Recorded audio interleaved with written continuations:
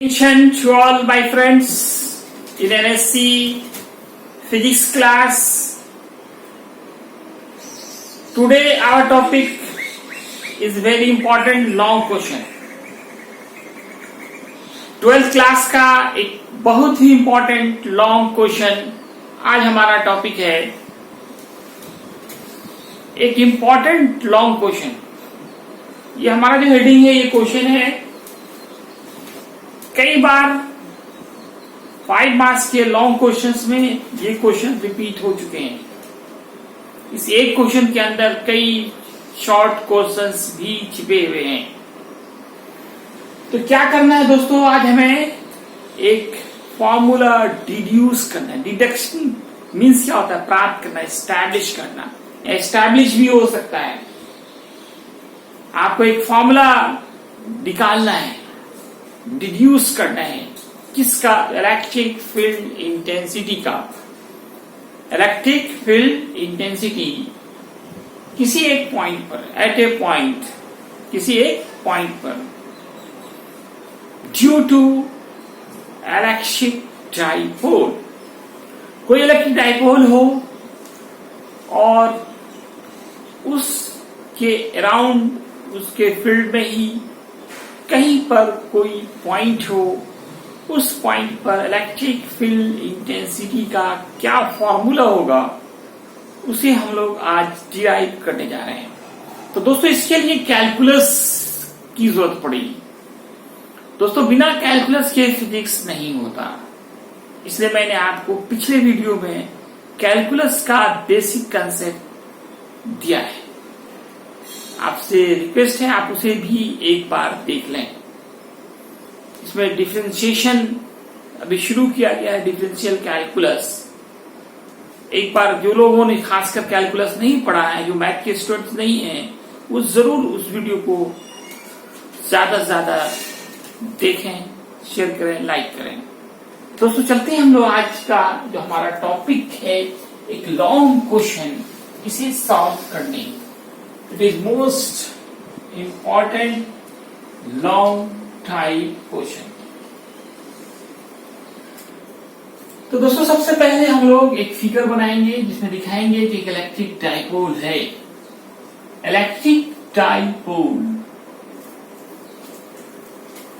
शायद कुछ लोग आज फर्स्ट टाइम देख रहे होंगे, उसके लिए बताना जरूरी है इलेक्ट्रिक डाइपोल क्या है. नाम से पता चल रहा है, डाई मीन्स दो pole. If there are two charges, equal charges, unlike charges, means one is positive, other will be negative. If 2 point charges lie very close to each other, एक दूसरे के बहुत नजदीक हो, तो उसी का नाम इलेक्ट्रिक डाइपोल होता है. Two charges, equal charges, unlike charges, and lie very close to each other, then that system of charges is called electric dipole. अब ये इसका मिड पॉइंट हम लोग ले लेते हैं. Mid point. अब यहां से कुछ डिस्टेंस पे, थीटा एंगल पे, एक पॉइंट हम देते हैं P. ये इसका नाम देते हैं एबी. ये हमारा क्या है? इलेक्ट्रिक डाइपोल है. 20 से लेना है आपको. 8 डिस्टेंस पे, थीटा एंगल पे, ये पॉइंट कहीं भी लाई कर सकता है. इस पॉइंट पे आपको निकालना है इलेक्ट्रिक फील्ड इंटेंसिटी और इलेक्ट्रिकल इंटेंसिटी का फॉर्मूला. तो दोस्तों अगर आप यहां पे +1 चार्ज लेते हैं और उसको थोड़ा डिस्प्लेस करते हैं in the direction of OP, इस डायरेक्शन में इलेक्ट्रिक फील्ड इंटेंसिटी को हम लोग E1 मानेंगे, और इसी के परपेंडिकुलर डायरेक्शंस में इलेक्ट्रिक फील्ड इंटेंसिटी को E2 कहेंगे. इनके बीच का एंगल ये कितना डिग्री है? 90 डिग्री. अब यहां से एक आप पैरेललोग्राम ड्रॉ करें, एक समांतर चतुर्भुज खींचे। इसका जो डायगोनल होगा यही रिजल्टेंट इलेक्ट्रिक फील्ड इंटेंसिटी को रिप्रेजेंट करेगा। इस डिस्प्लेसमेंट को हम लोग dr मानते हैं और इनका कुछ नेमिंग भी अगर हम लोग कर दें तो ज्यादा बेटर होगा। Let m n o s कुछ भी मान सकते हैं आप, मान चुके हैं। तो P से N तक का जो डिस्प्लेसमेंट है इसे निकालने के लिए हम इसको डॉट डॉट से मिला रहे हैं। ये छोटा एंगल जो बन रहा है ये हमारा E2 है। इस छोटे एंगल को d थीटा कहते हैं। This small angle is d theta, this displacement is r, then this will be, angle का जो फॉर्मूला होता है d theta arc by radius np by r, so np will be r d theta। ये जो np है इसका value होगा r d theta। Angle का फॉर्मूला लगाते हैं arc by radius, arc is np and radius is r, so np by r cross multiplication से np क्या है r d theta। तो चलिए दोस्तों अब इसे मैं लैंग्वेज दूंगा, जो फिगर बनाया इसे आप लैंग्वेज में लिखें, अपने लैंग्वेज में। सो रटने की जरूरत नहीं है, जो फिगर बना रहे हैं उसी को लिखना है। फिगर में आप क्या कर रहे हैं, मान रहे हैं let A B is an electric dipole which contain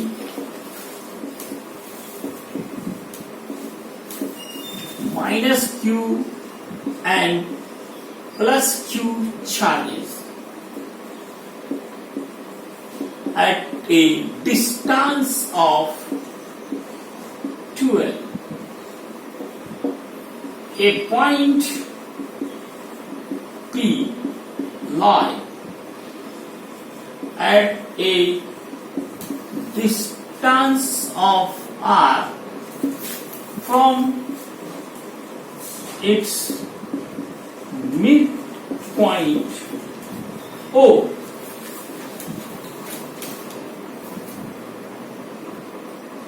mid point O से आप देख सकते हैं r डिस्टेंस पे एक पॉइंट P है। तो दोस्तों पिछले क्लास में जब आपने इलेक्ट्रिकल पोटेंशियल का फॉर्मूला ड्राइव किया था for any electric dipole at any point, तो दोस्तों याद होगा वो फॉर्मूला क्या था। तो पॉइंट P पर then electrical potential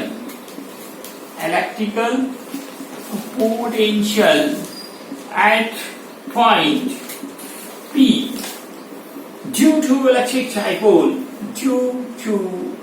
electric dipole, this will be V is equal to, याद है दोस्तों फॉर्मूला बोला है 1/4 pi epsilon naught P cos theta upon r square।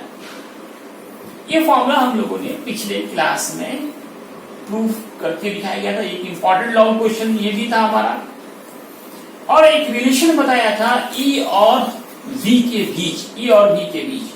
तो E1 अगर बात करें हम E1, इसका फॉर्मूला होगा हमारा, E1 का जो फॉर्मूला होगा E1 minus dV by dr। V और E में रिलेशन जो देखा था, शॉर्ट क्वेश्चन प्रूफ करना, इसका मैंने प्रूफ भी दिखाया है, आप पिछला वीडियो देख सकते हैं। उसमें इस फॉर्मूले को ड्राइव किया गया है, इसको ड्राइव करके दिखाया गया है, मतलब कुछ नहीं छोड़ा गया है जो आपको आगे काम में आता है, और सारे इंपॉर्टेंट क्वेश्चन हैं। इसलिए दोस्तों आप क्या कर रहे हैं, मैं देख रहा हूं लड़के बहुत कम पढ़ाई कर रहे हैं, बिल्कुल देख ही नहीं रहे हैं क्या हो रहा है। 12th बोर्ड है, कोई मजाक नहीं है, पूरे जीवन का आपका टर्निंग पॉइंट है। क्या कर रहे हैं, कितने दिन बाद ये एग्जाम की, अभी भी ना पढ़ेंगे तो कब पढ़ेंगे आप दोस्तों। अब मैं इसको डिफरेंशिएट करूंगा। इसमें आप पहले सबसे पहले तो आप v का वैल्यू पुट करें 1/4 pi epsilon naught P cos theta upon R square. तो यहां पे चूंकि डी के साथ आर है तो आर स्क्वायर होगा, तो बाकी सारे कांस्टेंट बाहर जाएंगे। P cos theta by 4 pi epsilon not, ये बाहर जाएगा, डी बाई डी आर होगा, आर स्क्वायर को ऊपर लाएंगे तो +2 ऊपर जाएगा, क्या होगा -2। क्योंकि डी के साथ आर, हमेशा मैंने कहा था मैचिंग का ख्याल रखना है, डी के साथ आर है तो डिफरेंशिएशन आर स्क्वायर का होगा, और बाकी सारे इसमें क्या होंगे, कांस्टेंट होंगे, और कांस्टेंट को बाहर कर देंगे, P cos theta by 4 pi epsilon not, ये सारा का सारा कांस्टेंट है, इसे हमने आउट कर दिया। अब इसका डिफरेंशिएशन तो याद होगा आपको, बताएं इनका डिफरेंशिएशन क्या होगा। नीचे तो हमारा ये 4 पाई एप्सिलॉन नॉट है, इसको डिफरेंशिएट करें, पावर को नीचे उतारा है और पावर में 1 माइनस करें। डिफरेंशिएशन नहीं होता, जो पावर है उसको नीचे उतारते हैं और पावर में 1 माइनस करते हैं। तो दोस्तों ये हमारा E1 निकल रहा है, E1 आप फिगर में देखें, E1 क्या है, electric field intensity in the direction of PM direction में, ये हमारा इलेक्ट्रिक फील्ड इंटेंसिटी का लोग सेटिंग करेंगे। E1 माइनस, तो दोस्तों यहाँ पे फॉर्मूला में एक माइनस था हमारा, ये माइनस माइनस क्या होगा, प्लस हो जाएगा। तो अब हमारा ये फॉर्मूला क्या आ गया, 2 को आप पहले लिख सकते हो, 2p cos theta by 4 pi epsilon not, इसको लिखेंगे r की power -3, 2p cos theta upon 4 pi epsilon not, इसको 1 बाई r की पावर 3 लिखेंगे, E1। तो ये हमारा E1 निकला, electric field intensity eight A point P in the direction of PM। इसको चाहे तो आप थोड़ा सा और अरेंज कर सकते हैं, 2p cos theta upon 4 pi epsilon not r cube लिख सकते हैं। इसको ही 1 मान, इसको छोड़ दें, इसी को मान लें इक्वेशन 1। इसके बाद आप E2 निकालेंगे। E2 के डायरेक्शंस में जो डिस्प्लेसमेंट हो रहा है यहाँ पे निकाल के दिखाया गया है, वो r d थीटा है। ये जो r d थीटा है ये P से N का डिस्टेंस है, Pn। तो E2 का हमारा क्या फॉर्मूला होगा, तो E2 के फॉर्मूले के लिए हम नेक्स्ट बोर्ड लेते हैं। दोस्तों ज्यादा तो मैंने देखा है पिछले साल भी लड़कों को फिगर में बहुत प्रॉब्लम होते थे, तो मैं एक बार चाहूंगा कि आप फिगर फिर से देख लें। तो सबसे पहले आप एक स्ट्रेट लाइन खींचे, इसमें 2 चार्ज लें, एक -q एक +q, मिड पॉइंट ले लें, यहां से r डिस्टेंस पे थीटा एंगल पे कोई पॉइंट ले लें। क्या पॉइंट लिया गया था, उन्होंने P लिया था, इसका कुछ नाम दिया था। अब इस पॉइंट पे +1 चार्ज मान के लेकर उसको थोड़ा हम डिस्प्लेस करते हैं, जहां भी इलेक्ट्रिक फील्ड इंटेंसिटी निकालना हो +1 चार्ज लेते हैं। तो इस डायरेक्शंस में जो डिस्प्लेसमेंट है उसको dr मानते हैं, इलेक्ट्रिक फील्ड इंटेंसिटी को E1 मानते हैं। अब इसका परपेंडिकुलर डायरेक्शन, E1 के परपेंडिकुलर डायरेक्शन में जो अगर हम डिस्प्लेसमेंट करें और उस कंडीशंस में जो इलेक्ट्रिक फील्ड इंटेंसिटी आएगा उसको E2 मानते हैं। अब चूंकि ये पूरा एंगल 90 डिग्री है, इन दोनों का रिजल्टेंट निकालने के लिए parallelogram law of vectors addition use कीजिए, एक पैरेललोग्राम बनाइए आप। इनका जो डायगोनल होगा यही रिजल्टेंट को शो करेगा। मेन फिगर है, फिगर नहीं तो कुछ नहीं, इससे फिगर पे ध्यान दें। और ये डिस्प्लेसमेंट निकालने के लिए हम लोग इसको मिला रहे हैं O से, इसका कुछ नाम दिया गया था अभी MNS। ये डिस्प्लेसमेंट कैसे निकालेंगे, जिसके लिए हम लोग सबसे पहले इस एंगल को d थीटा मानते हैं। ये डिस्प्लेसमेंट आपका r है, ये आधा एल इधर है, आधा एल इधर है, तो ये हमारा NP जो है वो r d थीटा होगा। NP क्या होगा, r d थीटा। कैसे आएगा, एंगल का फॉर्मूला लगाते हैं, आर्क बाई रेडियस, आर्क हो गया NP, रेडियस है r, क्रॉस मल्टीप्लीकेशन करें, NP बराबर r d थीटा। तो दोस्तों हम लोगों ने इसके पहले E1 निकाला था, अब हम लोग E2 निकालेंगे। E2 के लिए जो फॉर्मूला होगा -dv by r d theta. अब आप v के जगह पे v का जो फॉर्मूला था 1/4 पाई p cos theta by r square, इसे पुट करें।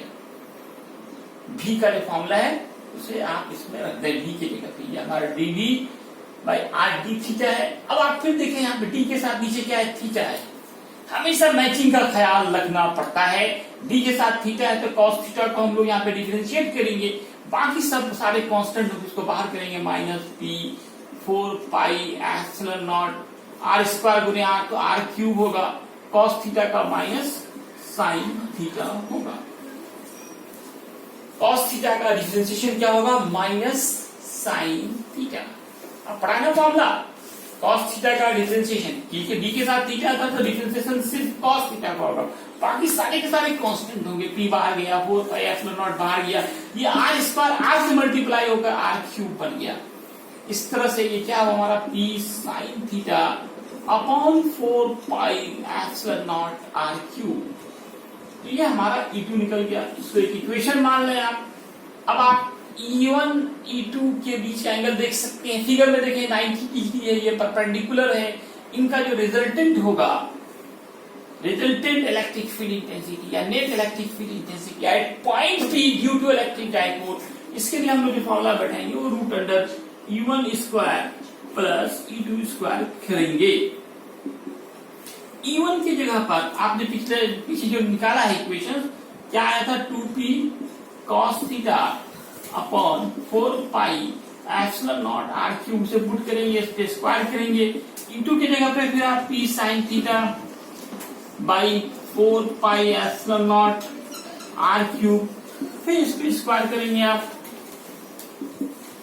अब आपका यहाँ पे देखिए लगता है कि बहुत टफ कैलकुलेशन आ गया है, लेकिन दिमाग लगाइए, कॉमन सेंस दिमाग लगा के इसको सॉल्व कीजिए। जो जो कॉमन आ रहा है उसको कॉमन निकाल दीजिए, कॉमन सेंस से आप कॉमन निकालिए। इसमें जैसे पी कॉमन आ रहा है, 4 पाई नॉट आर क्यूब कॉमन आ रहा है, तो सबको बाहर कर दीजिए। स्क्वायर है और कॉमन भी है, रूट है, रूट से बाहर निकलेगा तो पी बाहर, 4 पाई एप्सिलॉन नॉट बाहर, आर क्यूब बाहर होगा। अब बचा क्या हमारा, 2 का स्क्वायर क्या होगा, 4 cos square theta plus sine square theta. तो P by 4 pi epsilon naught R cube. अब आप इसको तोड़ के लिख सकते हैं, 3 कॉस स्क्वायर थीटा, 4 को लिख सकते हैं ना 3 plus 1, 3 cos square theta plus cos square theta plus sine square theta. अब ये cos square theta plus sine square theta, इसको क्या कहते हैं, कितना वैल्यू होता है, 1 होता है ना फॉर्मूला से, उसको पुट कर दें आप 1, 4 pi epsilon naught R cube 3 cos square theta plus 1। इस तरीके से हमारा final formula electric field intensity due to electric dipole का एक बहुत ही इंपॉर्टेंट फॉर्मूला ड्राइव किया। क्या फॉर्मूला आया, इनको थोड़ा सा हम लोग इस तरह से अरेंज करेंगे। 1/4 पाई एप्सिलॉन नॉट को अलग करेंगे, P लिखेंगे, 1 को पहले लिखेंगे, थोड़ा सुंदर लगे, स्मार्ट फॉर्मूला लगे, 1 प्लस कॉस स्क्वायर थीटा। और कोई स्मार्ट बनना चाहता है, हम लोग फॉर्मूला को भी स्मार्ट फॉर्म में दिखाएं, बाई आर क्यूब। तो ये हमारा फाइनल फॉर्मूला होगा। अब दोस्तों यहाँ पे एक बहुत ही इंपॉर्टेंट ऑब्जेक्टिव क्वेश्चंस हैं। आप देखिएगा कि 1 साल के बाद दूसरा साल इस तरह का 1-2 क्वेश्चन तो रहता ही रहता है। आपसे पूछा जाएगा कि for electric dipole, for electric, या फिर मैं एक क्वेश्चन ही आपसे देना चाह रहा हूँ, एक ऑब्जेक्टिव क्वेश्चन दे रहा हूँ, आप उसको कमेंट्स बॉक्स पे जाके इसका आंसर देंगे, इसमें से कौन ऑप्शन होगा। For any electric dipole,